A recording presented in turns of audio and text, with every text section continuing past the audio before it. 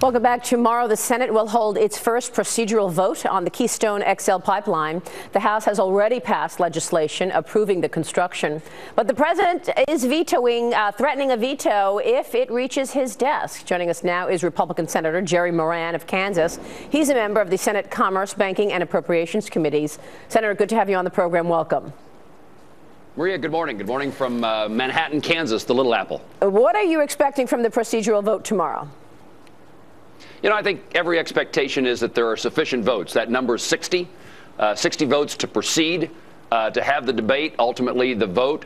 You know, I'm a first-term United States Senator, been there 4 years. This would be one of the few times that I'm going to see how the legislative process is supposed to work in the Senate, because what we expect after that procedural vote is hours of debate, amendments being offered, every member of the United States Senate having the opportunity to offer an amendment, we hope related to the topic of energy, but that may not always be the case.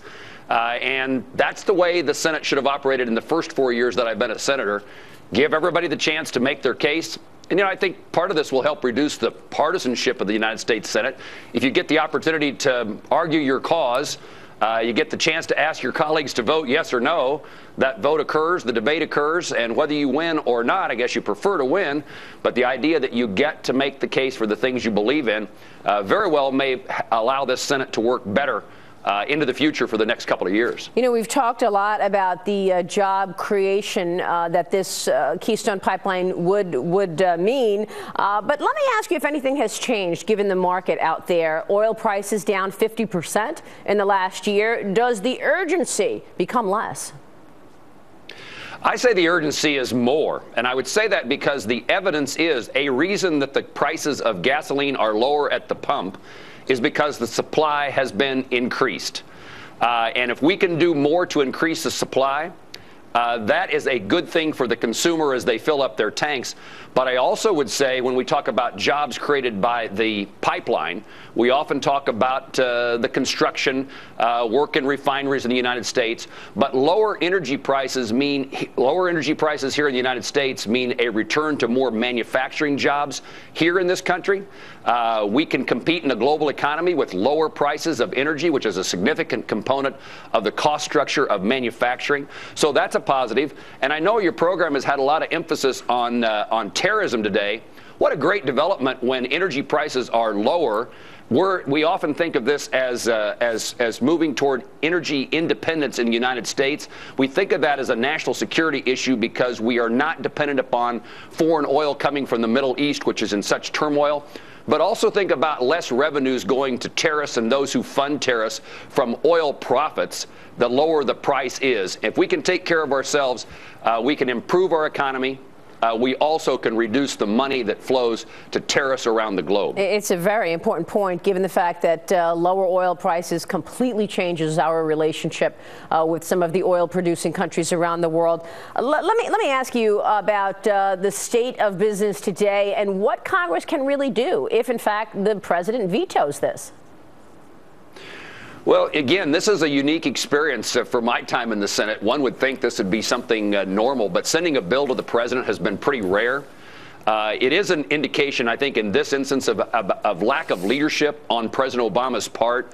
One would have thought that in the long time that this issue has been pending, years, the president could have made a decision, yes or no, but it always seemed as if he had some excuse, most recently Nebraska, and that excuse is now gone, not to make a decision. And so the president has operated on this issue and many others the way the United States Senate operated for the last 4 years is it'd be politically safer not to decide anything. Now we're going to make a decision, and it's a shame that it takes the Congress to force the president to make a decision that he should have made a long time ago. If the president vetoes the bill, I mean, one, we'll have to see what shape, how the votes turn out when the bill is finally passed and sent to the president. But it takes, 67 votes to override, 66 votes to override the president's veto. And we need to see if the votes are there based upon what amendments are offered to the bill, whether there's broad support in the United States Senate. And then secondly, I suppose if the votes are not there to override, and let me have one more caveat, I don't think we ought to make decisions in the United States Senate about doing our legislative work based upon whether or not we expect the president to veto a bill. We ought to do our job. And if the president decides to veto or to sign a bill, that's his job. But our agenda in the United States Senate should not be based upon a fear that the president might veto a bill. So we ought to do this. We ought to see how many votes we have. If we're unsuccessful in being able to override the veto, then this is a piece of legislation that can be attached to other pieces of legislation, perhaps that the president would be less likely to veto. And he can't veto everything if he's concerned about his legacy, I assume. Well, one would think that, and what I'm thinking of appropriation bills. We're finally going to do a budget, and presumably 12 appropriation bills follow that. These are issues that can be attached to appropriation bills, which again, it puts the president in the position of being the one who is, quote, shutting down government, as compared to this kind of allegation that's been around about Republicans in the Congress. Senator, good to have you on the program. Thanks so much.